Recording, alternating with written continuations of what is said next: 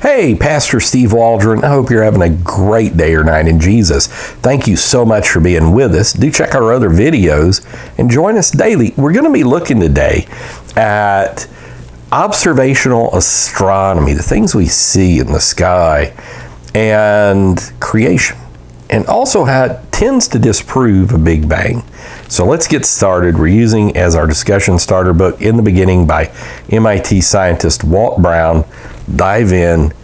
Thanks for being here. So, missing mass. Imagine seeing several rocks in outer space moving radially away from the Earth.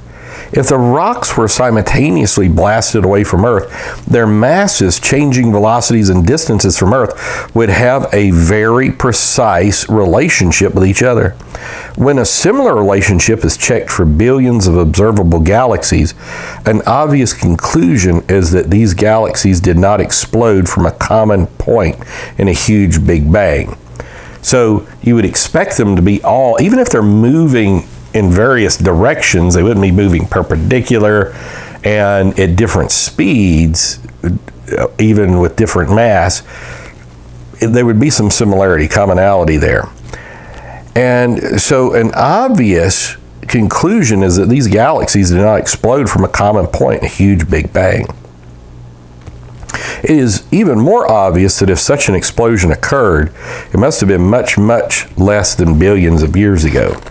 So when we look at everything and try to put it in a Big Bang cosmology, it just doesn't work. That's what he's saying. So stellar nursery, or is the emperor naked? He's got some beautiful pictures here. The Hubble telescope imagery is incredible, isn't it?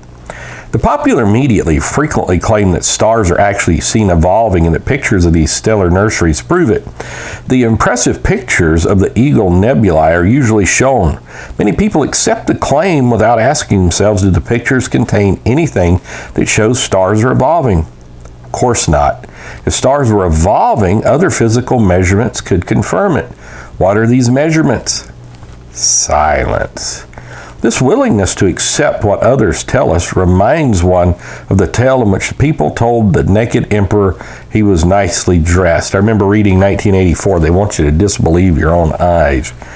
Citizens, rather than believing or reporting what their eyes clearly told them, preferred to accept what others said, or at least did not object. Better not disagree or even ask questions. It could be embarrassing. So, what prevents stellar evolution? Just as the sun's gravity does not pull planets into the sun, gravity does not pull gas and dust into a tight ball that then ignites as a star. Each cloud of dust and gas in space has a specific amount of kinetic and potential energy, angular momentum, and magnetic energy that must be removed for even a slight collapse. Evidence that removal is missing. Furthermore, any collapse would only increase the cloud's temperature and pressure, which in turn would expand the cloud. And it goes in, he's got other processes there. If someone tells you that the emperor is well dressed, ask questions and insist on seeing real evidence. So evolutionists try to fix problems with the Big Bang in a couple ways. They assume the universe is filled with at least 10 times as much matter as can be seen. This is maintained even though 2 decades of searching for this hidden mass have turned up nothing other than the conclusion that indeed missing mass does not exist.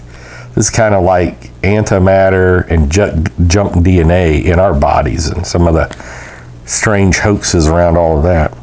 A second fix attempt assumes that the rocks were briefly, almost magically accelerated away from some point. Suppose, talking about the Big Bang, this matter reached speeds of trillions of billions of times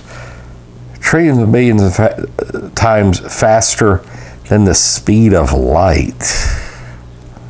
By an unknown, untestable phenomenon, what caused the cosmic egg or the singularity to blow up.